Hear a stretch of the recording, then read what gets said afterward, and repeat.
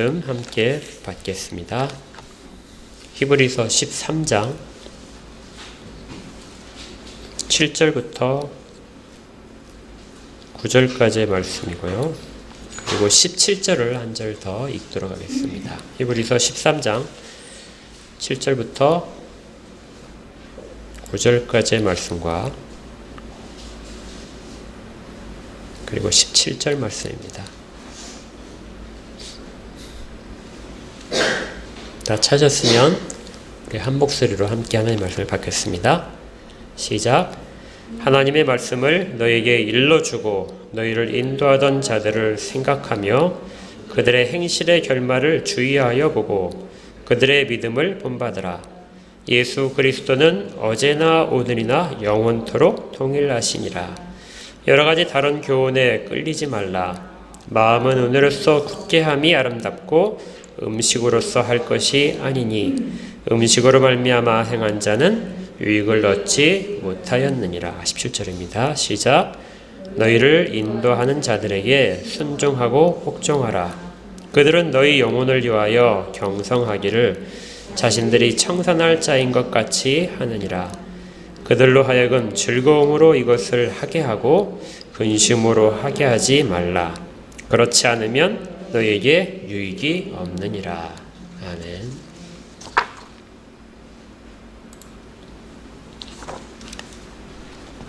예, 13장은 그 공동체에 당부하는 권면으로 되어 있다고 했습니다. 그리고 이제 이 공동체 하는 권면은 첫 번째가 형제들 사랑에 관한 것이었죠. 형제들을 사랑하고 그 다음에 손님을 대접하라. 그리고 갇힌 자들을 생각하고 학대받던 자들을 자기와 동일하게 여겨라. 그리고 이제 거룩함에 대한 것을 이제 공동체는 거룩해야 된다. 그래서 결혼에서의 순결성과 음행을 범하지 말아라. 그 다음에 돈을 사랑하지 말아라.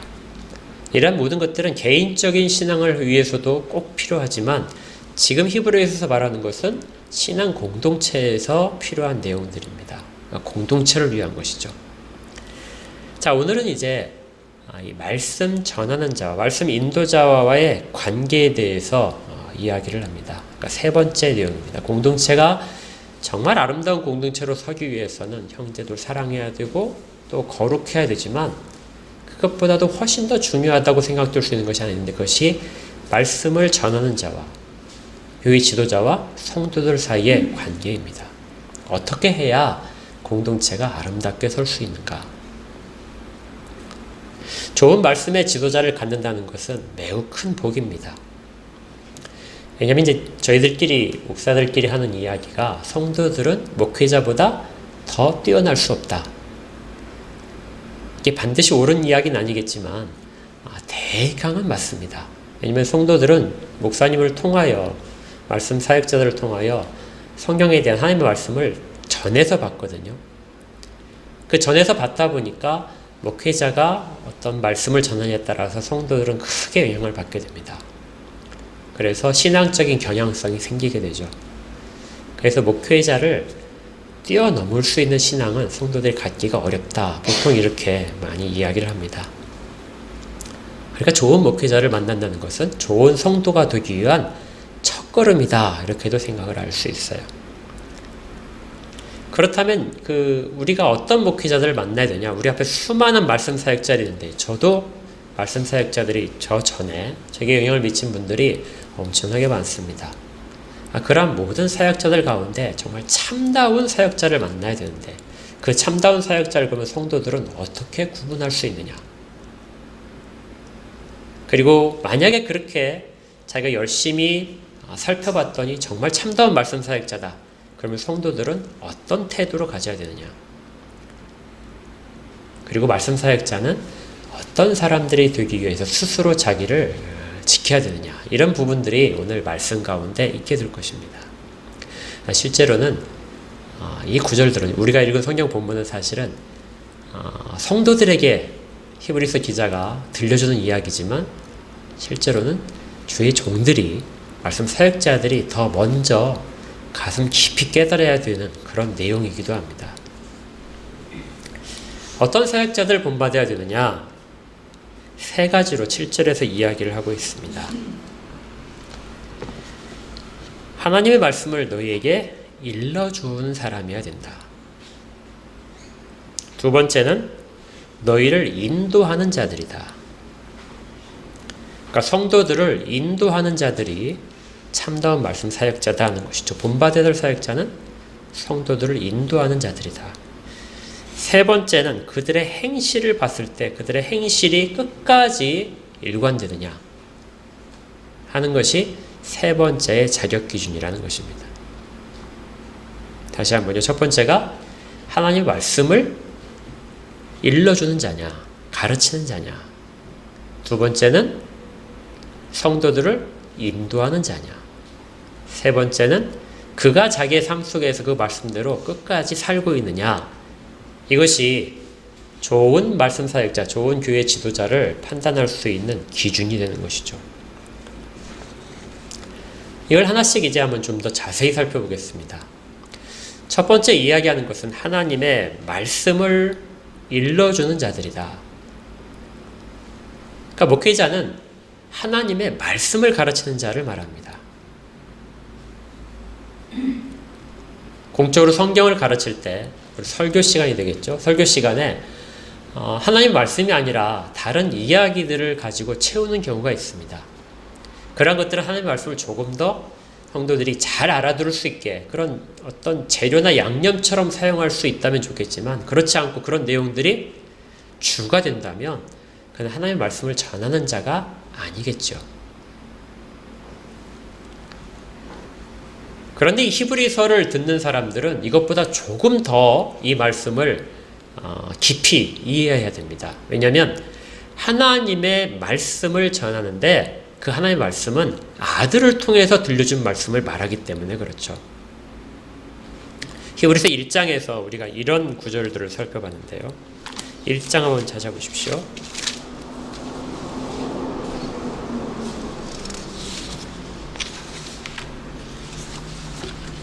히브리서 1장 1절과 2절을 우리 같이 한번 읽겠습니다. 시작.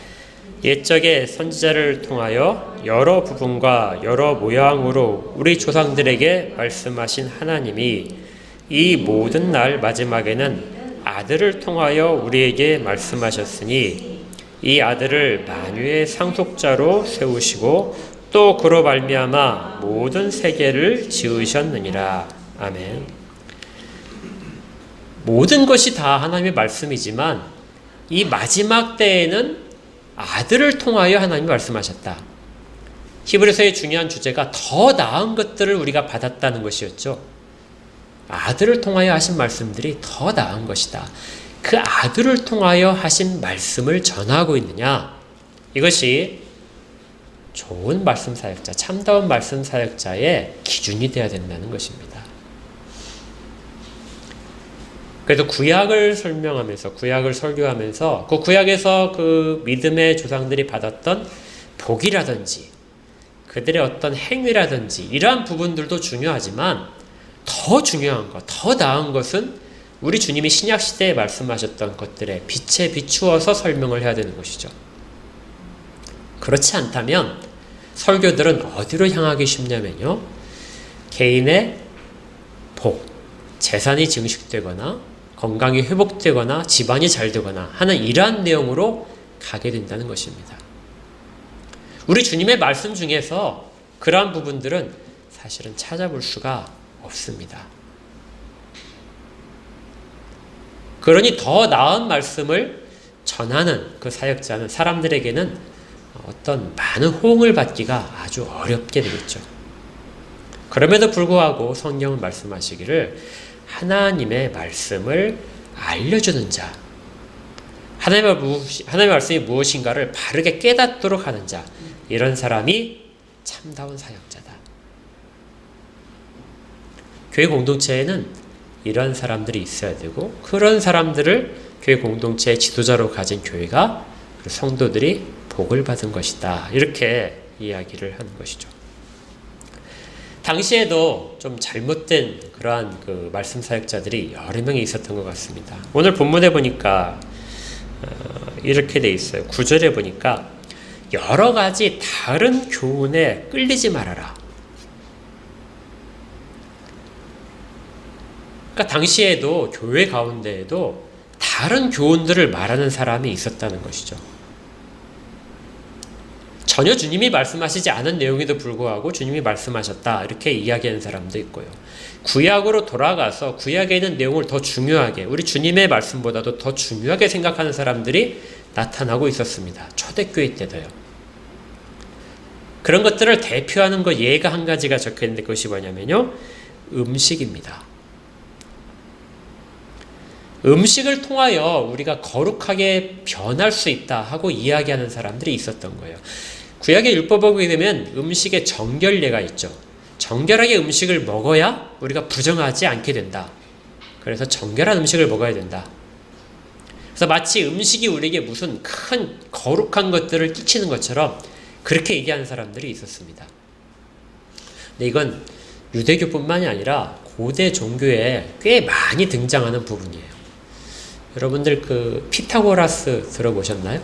피타고라스가 예수님 오시기 전 한 400년 전의 사람인데요. 이 피타고라스는 굉장히 유명한 수학자 피타고라스 정리를 한 사람인데, 근데 이 사람의 이름이 아주 또 특별하게 남아있는 것이 피타고라스 식단이라는 게 있습니다. 들어보셨어요? 예. 지금은 이제 사람들이 채식주의자 이렇게 하지만 옛날에는 고기를 안 먹는 사람들을 피타고라스식으로 식사한다 이렇게 이야기를 했어요. 불과 200년 전까지는 채식주의자란 말이 없었습니다. 그냥 피타고라스식으로 식사한다. 피타고라스가 채식주의자입니다. 그래서 그 고기를 먹지 않았어요. 근데 그 이유가 뭐냐면 피타고라스가 윤회설을 믿었습니다. 그러니까 사람이 죽어서 짐승으로 태어나게 되면, 자기의 부모가 짐승으로 태어나게 되면 그 고기를 먹을 수 있다, 이런 식의 이제 생각을 했기 때문에 고기를 거부를 했어요. 자기 부모를 먹을 수 있다, 뭐 자기 자식을 먹을 수 있다, 이런 식이 되니까요. 그래서 윤회설을 하는 사람들이 채식주의자가 엄청 많습니다. 자연히 그렇게 가겠죠. 그런데 옛날에 이렇게 채식을 하는 사람들이 종교적인 거룩성을 음식을 통해서 이루어내려고 했던 것이죠. 근데 유대교회는 이제 채식제는 아니지만 비슷하게 거룩한 음식을 통해서 거룩해진다, 이런 생각들이 있었던 것입니다. 그래서 초대교회 때도 많은 성도들이 우리가 예수 그리스도를 따르지만 음식을 먹을 때는 어떻게 해야 되느냐, 어떤 음식을 먹어야 되느냐, 그래서 그들이 택한 것이 구약에 있는 음식법이 그래도 더 거룩하지 않겠느냐 해서 음식을, 구약에 없는 음식법을 그대로 따라야 된다 주장하는 사람들이 있었던 것이죠. 바울이 고린도 교회에 대한 문제에서 이것이 아주 심각했기 때문에, 그리고 갈라디아 교회에 대해서도 동일하게 음식에 대한 것들에 너희를 어떻게 하지 못한다, 우린 그걸로부터 다 떠난 자들이다 하고 간곡하게 권면한 장면이 여러 차례 나옵니다. 근데 히브리서에서도 동일하게 그런 내용들을 해요. 다시 구절을 볼까요? 마음은 어떻게 한다고요? 은혜로서만 굳건해질 수 있다. 우리의 신앙적인 마음들은 은혜를 받아야만 굳건해질 수 있다. 은혜를 체험하고 감사를 통해서만 굳건해질 수 있다. 음식으로서 할 것이 아니다. 음식으로 말미암아 행한 자는 어떤 유익도 없다. 자기가 생각하기에는 그것이 정말 유익이 될 거라 생각하지만 절대 그렇지 않다는 것이죠. 그런데 이 음식은 또 다른 그 의미가 있습니다. 구약으로 돌아가려는 그런 것 말고도 교회 공동체에 자기의 어떤 그 물질적인 필요성을 위해서, 교회 공동체 형제들끼리 많이 나누니까 그런 물질적인 필요를 위해서 찾아오는 사람들이 많이 발생했어요. 그러니까 음식을 위해서 예수를 믿는 경우가 생긴 것이죠. 이러한 것들도 이 속에 담겨져 있는 의미 가운데 있을 것입니다. 그러한 것들은 신앙이 어떻다고요? 아무런 유익을 주지 못한다. 오로지 은혜를 통해서만 가능한데, 그 은혜를 통해서 가능하도록 하는 것이 하나님의 말씀을 전하는 다른 사역자들을 통해서다.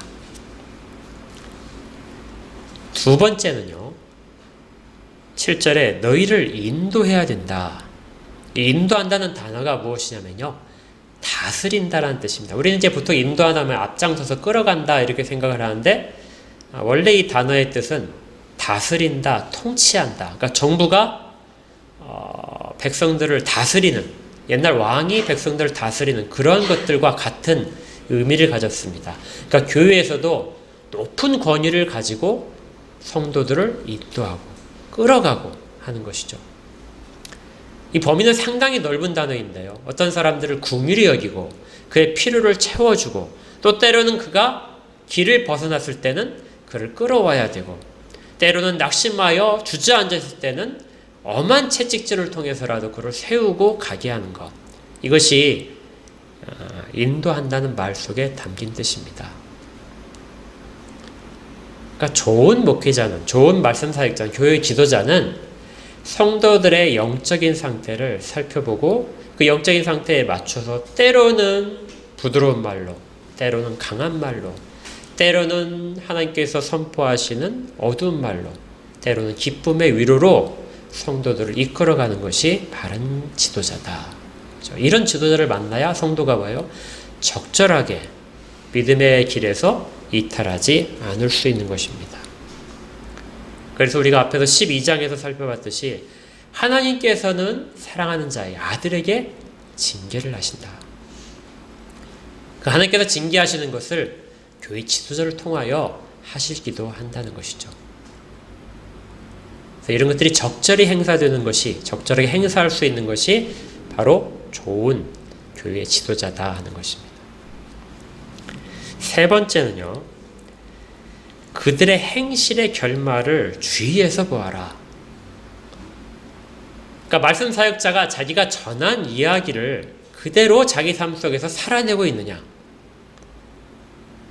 만약에 그가 자기 입만 살아있고 자기의 행실과 자기의 모든 판단 기준은 말씀에 있지 않은 사람이 있다면, 그렇다면 그는 성도들에게는 좋은 목회자가 아니라는 것입니다. 끝까지 그의 믿음이 계속될지를 살펴보라는 것이죠. 일시적인 믿음은 가질 수 있습니다. 그렇지만 성도들도 하나님의 천국 문 앞에까지 갈 수는 있지만 그걸 넘어가기가 힘들다고 그랬죠. 끝까지 가지 못하는 경우처럼 말씀 사역자들도, 하나님이 일을 맡기신 주의 종들도 천국에 들어가지 못할 종들이 많이 있습니다. 어느 누구도 여기에 대해서 나는 꼭 들어갈 거야, 내가 목사이니까 천국에 들어갈 수 있어, 이렇게 자신할 수 있는 사람은 아무도 없습니다. 끝까지, 이 땅의 숨이 끊어지는 그 순간까지 하나님께 의지하고 말씀 가운데서 살아내는 사람만이 교회 지도자로서의 참된 위치에 있을 수 있죠. 그런데 그렇다면 지금 목회자들은 아무도 지금 끝까지 죽음을 보지 못했기 때문에 참된 목회자로 인정하지 못하지 않겠느냐? 그렇지 않습니다. 여기에서 이야기하는 하나님의 말씀을 너에게 일러주고 너희를 지도하던 사람들은 지금 살아있는 사람뿐만이 아니라 이전에 주님이 일을 맡기신 이후로 이전에 있던 모든 사역자들을 말합니다. 그들의 삶을 보고 그들의 삶이 진실되다 하는 것들을 알아냈다면 마지막에 뭐라고 되어 있다고요? 그들의 믿음을 본받으라. 그들의 믿음을 본받으라는 것입니다. 정말 참다운, 이 판단 기준에 의해서 정말 참다운 목회자라고, 말씀 사역자라고 인정을 했다면 그 다음에 성도들이 어떻게 해야 돼요? 본받기 위해서 애써야 됩니다. 설교자들도 사실은 좋은 설교자가 되기 위해서는 본받아야 되는 일을 꼭 해야 됩니다. 그래서 신학교에 가게 되면 좋은 설교가 되기 위해서 하는 연습들이 있는데요. 그것이 뭐냐면 일단 말씀을 알아야 되겠죠. 말씀을 아는 것뿐만 아니라 자기에게 본이 될 수 있는 설교자를 택해야 됩니다. 그래서 그 본이 될 수 있는 설교자를 택해서 앞에 있는 이런 기준이죠. 그런 기준으로 살았던, 그리고 말씀이 아주 탁월했던 그런 전 시대에 훨씬 앞에 있는 지도자의 설교들을 보는 것이죠. 그 설교들을 열심히 보고 그것들을 분석을 합니다. 그러니까 설교로부터 은혜를 받은 다음에 그 설교가 어떤 구조로 되어 있는가를 쭉 살펴보고요. 그리고 그 설교문과 비슷하게 쓰게 됩니다. 똑같은 주제와 똑같은 성경 구절을 가지고 그것과 비슷하게 계속해서 써나갑니다. 그런 작업들을 계속 하게 되면 좋은 설교를 작성할 수 있게 됩니다. 시인들도 마찬가지라고 그러죠. 시인들도 좋은 시를 쓰기 위해서는 어떤 자기가 좋아하는 시인의 시를 계속해서 쓴다고 합니다. 고등학생들 논술지도 할 때도 비슷하게 나오는데, 좋은 논술을 쓰게 하려면 신문에 있는 논설 기사들을 보고, 논설들을 보고 그 논설문을 그대로 베끼게 하는 거. 그러면 계속 하다 보게 되면 저절로 그것들을 모방하게 된다는 것이죠. 그래서 여러분도 제가 설교를 하더라도 어떤 설교와 비슷한 유형인데 이렇게 나오는 설교들이 딱 느껴지는 때가 있어요. 그런 설교들은 저도 그분을 모방을 한 것입니다. 모방을 통해서 저의 설교를 만들어 나가는 것이죠. 지금도 저는 그런 작업들을 합니다. 똑같은 것이 성도들에게 적용되죠. 성도들도 자기가 신앙의 좋은 모습을 살고 싶으면 신앙의 좋은 길을 걸었던 믿음의 앞선 선배들의 모습을 보고 그것을 어떻게 하라고요? 본받으라. 그걸 위해서 우리 11장에 있었던 믿음의 조상들이 쭉 써있던 겁니다. 그들을 그냥 기억하라는 것이 아니에요. 그들을 본받으라는 것이, 그들이 어떻게 살았는가, 그들이 이 땅에 어떤 한순간에 만족을 했느냐, 아니면 정말 더 영원한 것, 더 좋은 것을 소망을 했느냐, 그런 것들 본받아 살 때 그 믿음이 우리에게 계승이 되는 것이죠. 성도들은 이렇게 좋은 목회자로부터 좋은 본을 받아서 좋은 성도로 성장을 하게 됩니다. 이러한 모습을 17절에 이렇게 돼 있어요. 17절의 앞부분인데요. 너희를 인도하던 자들에게 어떻게 하라고요? 순종하고 복종하라. 그러니까 만약에 좋은 목회자다, 좋은 성경 인도자다 하고 인정을 했다면, 삶 속에서 본받을 만한 것이 인정이 된다면 그에게 어떻게 하라고요? 순종하라. 그의 말에 순종하라. 순종하지 않는다는 것은 그가 하나님 말씀을 전하고 있다는 것을 인정하지 않는 것과 마찬가지입니다. 그렇다면 지금까지는 잘 인정했다가 이 순간에는 이건 아닌 것 같다 해서 인정하지 않는다면 순종을 하지 않게 되겠죠. 순종은 인간 자체를, 전하는 말씀 인도자 자체를 인정할 때만 가능해집니다. 그런데 거기에 뭐라고 되어 있어요? 순종하는 데 있지 않고 어떻게 하라고요? 복종하라. 그의 말을 하나님 말씀처럼 받아라. 실제로 설교자들이 가장 원하는 모습이 이겁니다. 성도들이 목회자로부터 설교를 받고 나서 그 설교가 정말 하나님의 말씀이라고 받아들이는 상태. 물론 성경 말씀이 맞는지를 자꾸 분석을 해야 되겠죠.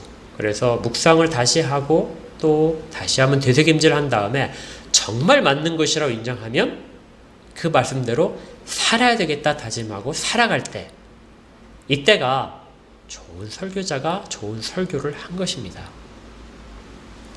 듣기에는 좋은데, 듣기에는 사람들이 아멘하고 다들 감동을 받는데 아무도 나가서 그 말씀대로, 설교 말씀대로 살지 않는다면 그건 설교를 한 것이 아니게 되는 것이죠. 아무도 순종하지 않는다면 그 사람은 말씀을 전할 뿐이지 사람들에게 영향을 끼치지 못하는 사람입니다.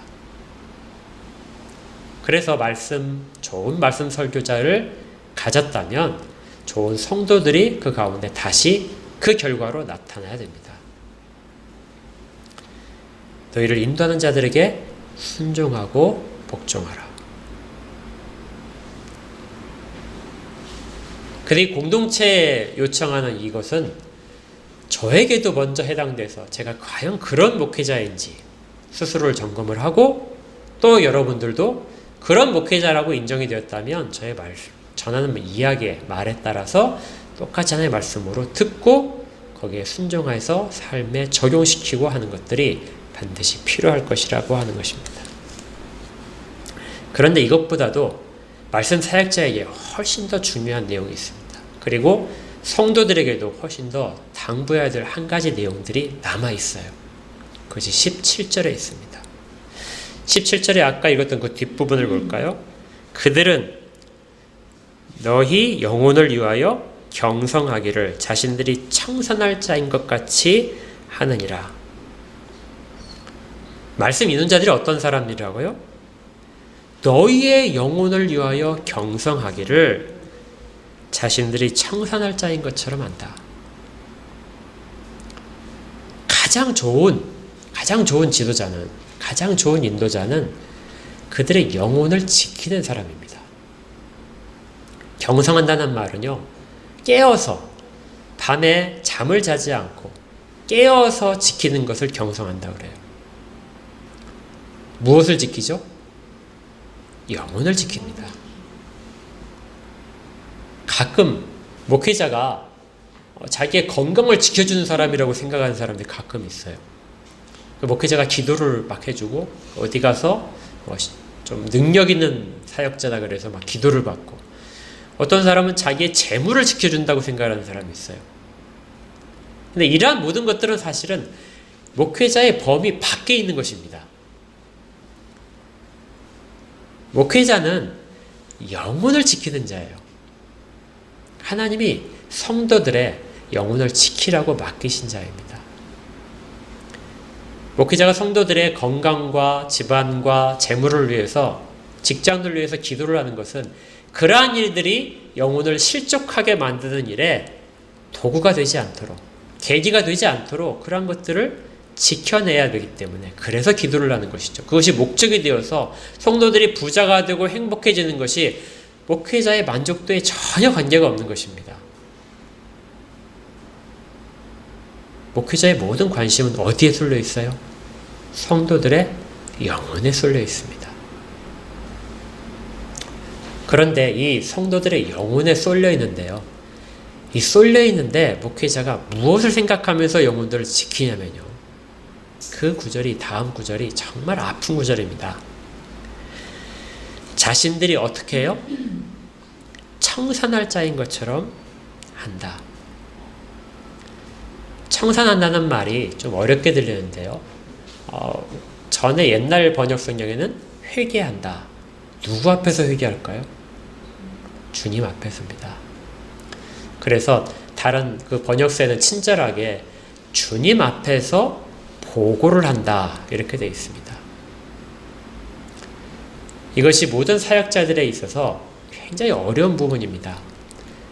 나중에 주님 앞에서 모든 사역자들에게는 주님이 물으실 거예요. 내가 너에게 맡겨놓은 영혼들을 너는 어떻게 했느냐? 성도들은 이 말씀을 듣지 않겠죠. 이 질문을 받지 않는데 목회자들만 특별하게 이 질문을 받을 겁니다. 그리고 거기에서 자기가 한 일에 대해서 어떻게 해요? 보고를 해야 돼요. 제가 이렇게 했습니다. 아마 주님이 어떤 사람에게는 야, 정말 더 잘했다. 근데 어떤 사람에게는 너는, 내가 너에게 양을 맡겼는데 너는 염소를 다 키워놨구나. 이렇게 하시는 분도 목회자도 있을 것 같아요. 내가 너에게 양을 잘 먹이라고 했는데 네 양은 왜 이렇게 말랐냐? 하나도 잘하지 못했다. 그렇게 책망받을 수도 있습니다. 그리고 심지어 그 일들을 잘 감당해야지 목회자는 주님 앞에서 쫓겨날지도 모릅니다. 이러한 내용은 그냥 제가 드리는 말씀이 아니라 주님이 하셨기 때문에 그래요. 목회자들이 이 이야기를 항상 두려워하는 이유는 주님이 이미 천국에 대해서 말씀하실 때 이 내용을 선포하셨기 때문에 그렇습니다. 오늘 내용이 거의 다 주님께서 말씀하신 천국 비유 가운데 들어있습니다. 청산에 대한 이야기, 맡기셨다가 청산할 때가 온다. 기억나시나요? 어떤 비유죠?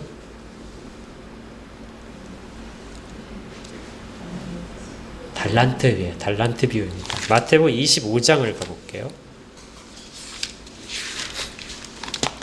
오늘 마태복음 25장을 쭉 설명하면서 오늘 히브리서에 대한 말씀을, 본문 말씀을 정리할 것입니다. 마태복음 25장을 가시면요, 천국의 비유가 나오는데요.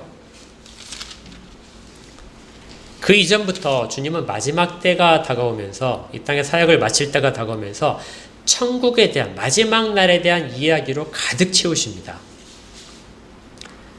특별히 25장에는 두 가지 비유와 또 한 가지의 다른 설명이 나오는데, 앞에 있는 내용은 우리가 잘 아는 것이죠. 열처녀 비유입니다.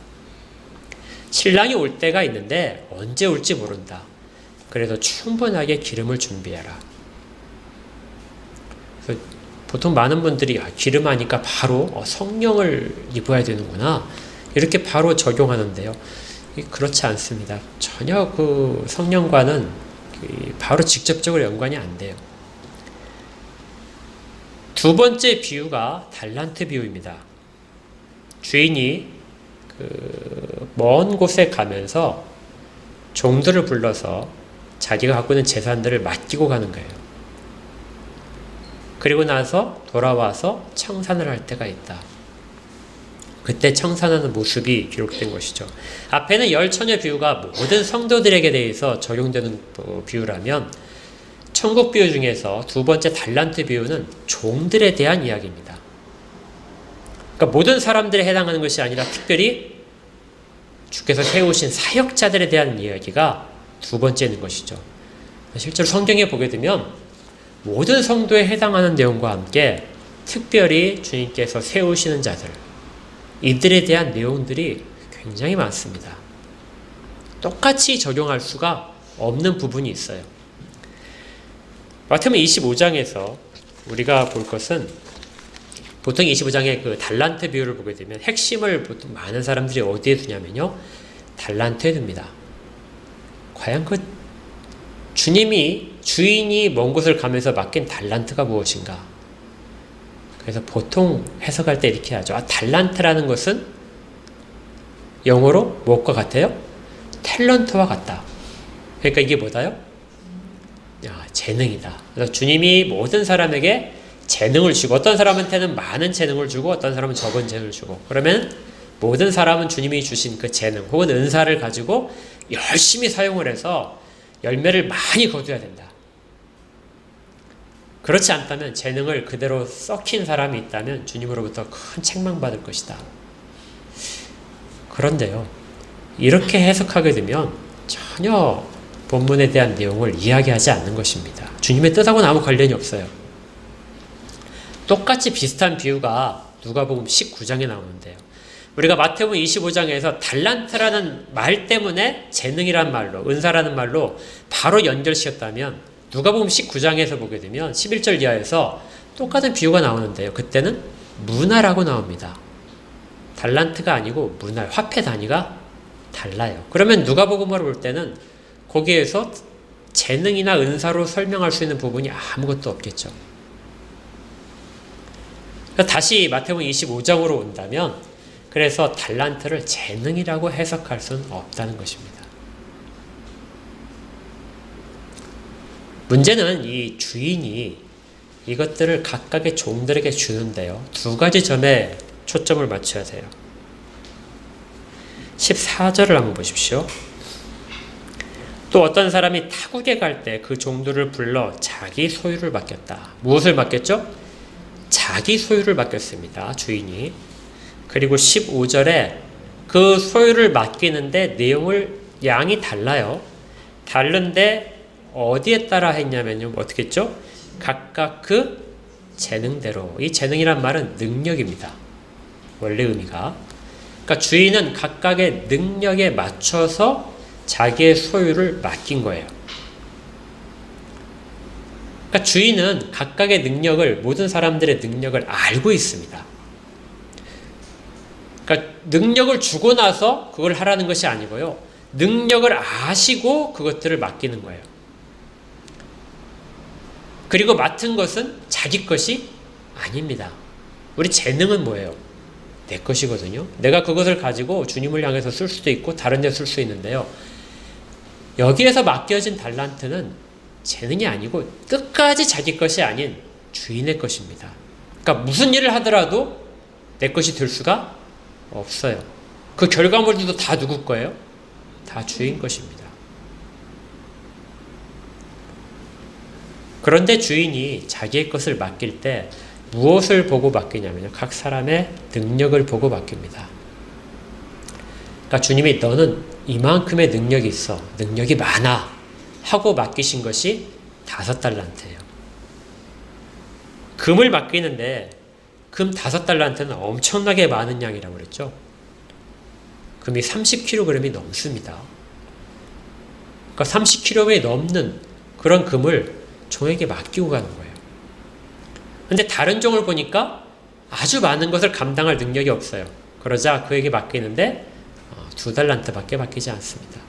2달란트도 엄청나요. 다른 종에게는 조금 능력이 부족한 것 같아요. 그렇지만 능력이 있어요. 그래서 1달란트입니다. 엄청나게 많아요.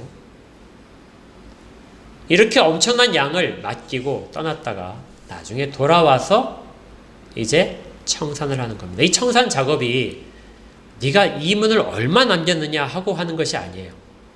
이 단어 자체가 어떤 단어냐면 보고한다는 뜻입니다. 아까 우리가 히브리서 13장의 17절에 주 앞에서 청산한다는 그 단어와 똑같아요. 그래서 원래 헬라어로는 로고스입니다. 그러니까 말을 하는 거예요. 주인 앞에서 내가 이렇게 했습니다 하고 말을 하는 거예요. 그러니까 이 종들은 각각 주인이 맡겨준 대로 자기를 믿고 맡겨준 대로 주인 앞에서 내가 이렇게 했습니다 하고 보고를 하는 겁니다. 그러니까 주인은 네가 얼마 남겼느냐 하고 주판을 따지는 게 아니에요. 계산기를 두드려서 많이 남겼으니까 너 정말 잘했다고 하고 못 남겼으면은 너 이렇게 잘못했냐 하고 책망하는 주인이 아닙니다. 여기 핵심은 어디에 있냐면요. 주인이 그의 능력을 믿고 맡겼다는 데 있습니다. 그렇다면 5달란트 한 사람이 가서 장사를 한 것은 주인이 자기에게 맡긴 그 자기의 능력을 보고 맡긴 대로 그대로 충성한 거예요. 이문을 남겨서가 충성이 아니고 주인이 자기에 대해서 인정한 대로 자기를 그 있는 그대로 인정해서 거기에 대해서 그대로 살아난 것이 그게 충성입니다. 그러자 그걸 장사했더니 이문이 남은 거예요. 그리고 돌아와서 내가 이렇게 했습니다 하고 보고를 하는 겁니다. 그래서 주인이 정말 너 충성된 자구나 하고 주인의 잔치에 참여시키는 것입니다. 2달란트 받은 사람에게도 똑같은 칭찬이 갑니다. 왜냐하면 그도 자기의 능력대로 받은 걸 가지고 나가서 열심히 장사를 했으니까요. 5달란트 받아서 남긴 자와 2달란트 받아 남긴 자들의 칭찬이 다르지 않은 이유는 그들이 다 충성되게 했기 때문에 그래요. 얼마나 많은 양을 남기고 얼마나 많은 것을 받았냐가 아니라 그걸 가지고 충성을 했느냐가 관점입니다. 그런데 1달란트 받은 사람 이야기는 좀 다르죠. 그는 그걸 가지고 아무 일도 하지 않았습니다. 그리고 그가 나중에 주인 앞에서 이야기하기를 내가 이걸 아무것도 남기지 않은 이유는 주인이 당신이 24절에 당신은 굳은 사람이라 심지 않은 데서 거두고 해치지 않은 데서 모으는 줄을 내가 알았다. 심는다는 것과 거둔다는 것은 반대의 단어입니다. 그러니까 주인은 거두긴 할 텐데 어디서 거둔다고요? 심는 행위를 통해서 거두지 않고 심지 않은 데서 거두는 것으로 내가 알았습니다. 그래서 이 사람은 뭐예요? 심지 않았다는 것이죠. 주인이 맡긴 걸 가지고 다른 어떤 것들도 하지 않고 그냥 갖고만 있었다는 것입니다. 주인은 그런 사람인 줄 알았습니다. 옆에 해치지 않은 데서 모은다는 말은, 해친다는 말은 씨를 뿌리는 걸 말해요. 씨를 뿌린 다음에 그걸 나중에 다 거둬야 되겠죠. 자란 다음에. 그런데 이 1달란트 맡은 종은 내 주인은 내게 준 것을 내가 이걸 다 종자처럼 뿌려가지고 그걸 가지고 나중에 거두는 거, 그걸 원하지 않는다고 생각을 했습니다. 그래서 나는 아무것도 하지 않았습니다. 그런데 주인은 뭐라고 그랬죠? 그의 능력대로 맡겼죠.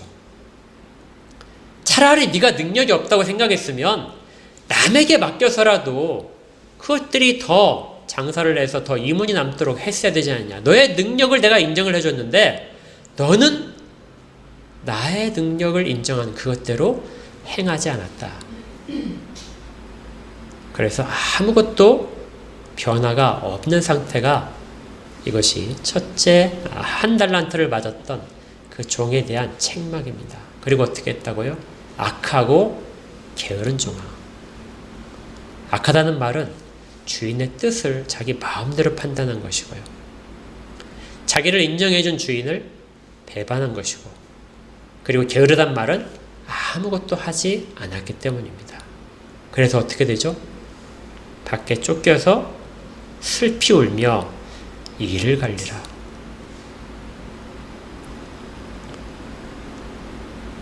이 부분이 히브리서 13장 17절에서 나중에 주 앞에서 청산하는 모습입니다.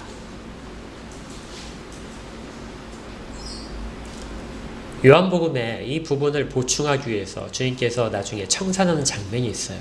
주님도 청산을 하셨습니다.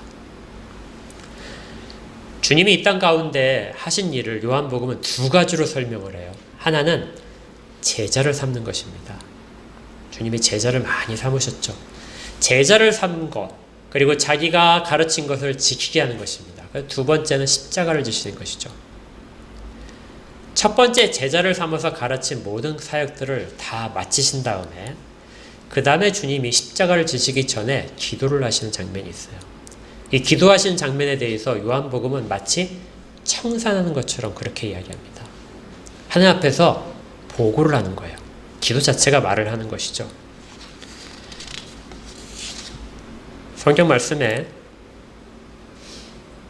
요한복음 17장을 보면은요, 이렇게 됩니다.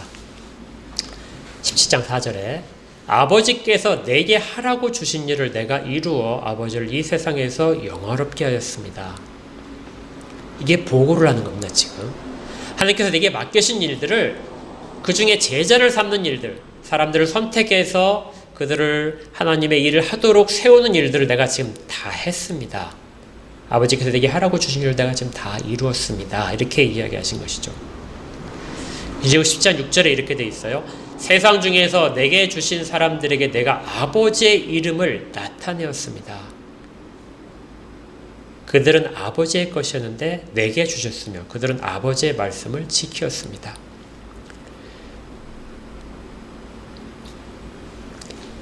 주인이, 마태복음 25장에서 주인이 종들에게 맡긴 것, 주님은 지금 종의 입장에서 보고를 하는 거예요.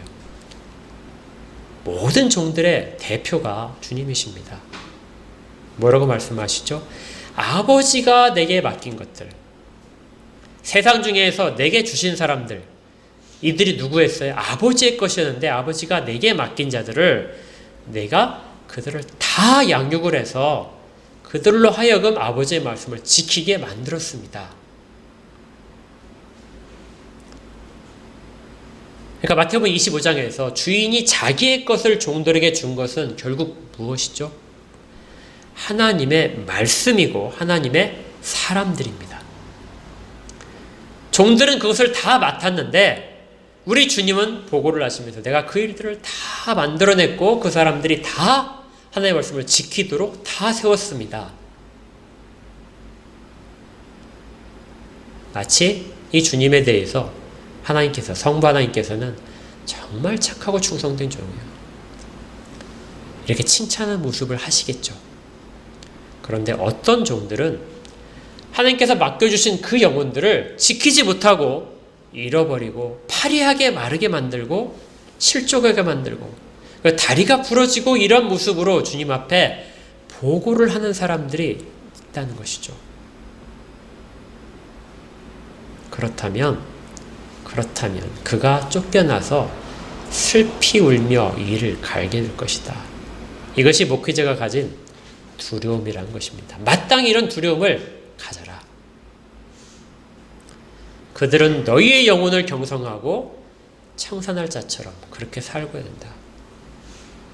어떤 것보다도 이것이 더 강력하고, 그리고 모든 설교자들, 사역자들이 두려워하는 그러한 부분입니다. 혹시 내가 주님 앞에서 정말 1달란트 받았던 자들처럼 그렇게 책망받진 않을지, 혹시 열심히 했다고 하지만 쫓겨나지는 않을지.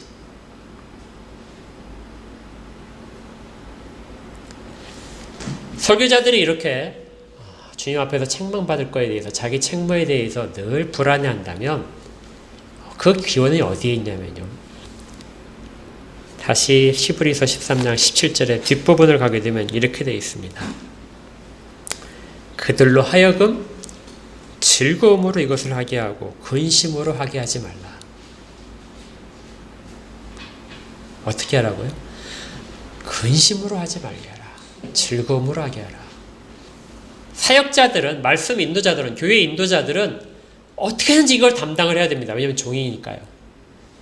그래서 청산할 때를 대비해서 어떻게든지 성도들이 아무리 속을 새기고 아무리 잘 자라지 않고 들이받는다 할지라도 맡기신 것이기 때문에 그것들을 끝까지 감당을 해야 됩니다. 기쁨으로 하거나 슬픔 속에서 하거나 근심 속에 하거나 탄식을 하거나 아픔 속에서 하거나 끝까지 해야 돼요. 왜냐하면 그것이 종으로서의 사명이기 때문에요.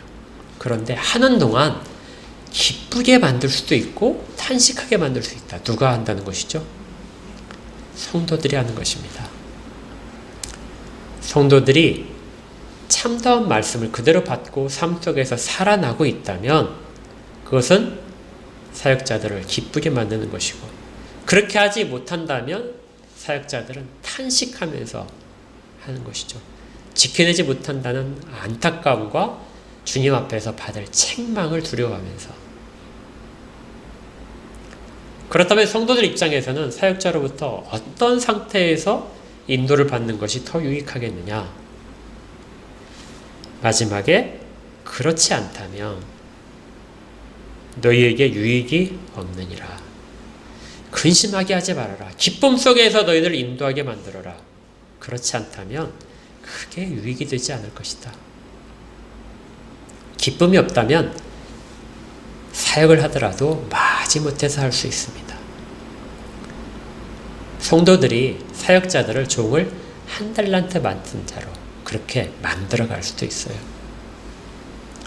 교회 공동체는 그렇다면 큰 유익이 없을 것입니다. 사역자에게도 유익이 없고 성도들에게도 유익이 없고.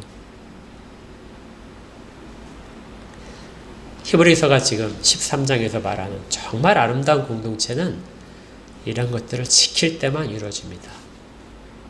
그런데 아무리 보더라도 사역자가 마음에 안 들 때가 있죠. 그럴 때 8절이 이야기해 줍니다. 8절을 같이 읽을까요? 시작! 예수 그리스도는 어제나 오늘이나 영원토록 동일하시니라. 모든 믿음의 봄을 누가 보이셨어요? 가장 완벽한 봄은, 믿음의 봄은 우리 주님께서 보이셨습니다. 주님께서 걸어가신 길을 보면 돼요.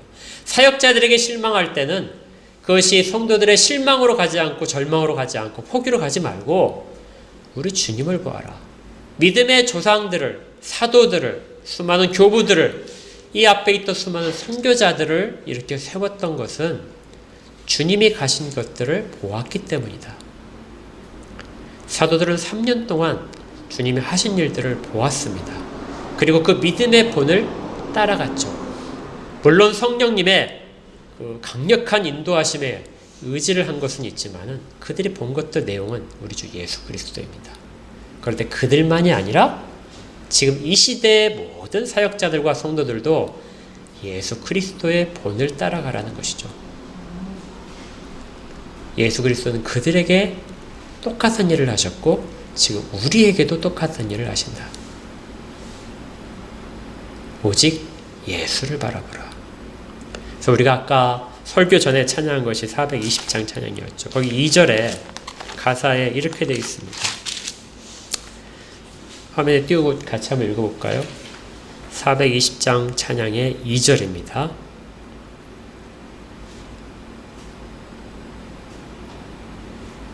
네, 같이 가사를 한번 읽을게요. 너 성결케 위해 내 머리 숙여 저 은밀히 계신 내 주께 빌라. 주 사귀어 살면 주 닮으리니 널 보는 이마다 주 생각하리. 우리가 닮아서 가게 되면 우리가 걸어간 길은 누군가가 또 본을 받는 길이 될 수 있습니다. 그 상태가 가장 아름다운 상태죠. 그래서 이 본문 말씀은 사역자들에만 국한된 말씀이 아니라 모든 성도들이 너희들도 믿음의 본이 될 수 있다. 그렇게 살아라는 것입니다. 모두가 다 그렇게 살 때 공동체가 아름다운 것이죠. 이전에 어떤 공동체보다도 더 나은 공동체가 하나님 말씀 가운데서 생길 수 있는 것입니다. 그렇게 살다가 정말 나중에 주님 앞에서 제가 소망하는 거예요. 정말 조금 맡았더라도 그 양에 관계없이 너 정말 착하고 충성된 종아 잔치에 참여하라. 이 말을 들어야 되는 것이고요. 제가 그렇게 듣는 목회자가 된다면 여러분들은 저와 함께 좋은 성도가 될 수가 있는 것이겠죠. 각자가 다 맡은 자리에서 열심히 충성하는 것. 각자의 달란트 향이 다 다를 수 있지만 우리를 알고 우리에게 맡겨주시는 그 부분에 있어서 충성하는 것. 이것이 우리가 히브리서를 통해서 받는 교훈입니다. 부디 다 나중에 칭찬받는 그런 귀한 사역자와 성도들이 될 수 있기를 우리가 서로에게 축복을 합니다. 함께 기도하겠습니다.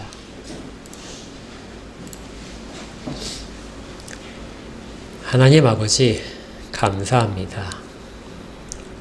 우리에게 서로의 관계를 허락하시고 그 관계를 말씀을 통하여 맺게 하시며 또 영혼들을 지키고 영혼을 맡기는 관계가 되게 하심을 감사드립니다. 이러한 신뢰가 저희들 가운데 있게 하시고 또 사역자는 하나님 앞에 설 때에 청산할 것에 대한 두려움을 갖게 하시며 성도들은 사역자를 보고 믿음의 본을 받아야 되는 당연한 일들을 서로가 굳게 잡을 수 있도록 하여 주시옵소서. 하나님께 착하고 충성된 종아 이렇게 인정받는 저희 모두가 되게 하시고 그런 공동체가 되게 하여 주시옵소서. 감사드리며 예수 그리스도 이름으로 기도합니다. 아멘.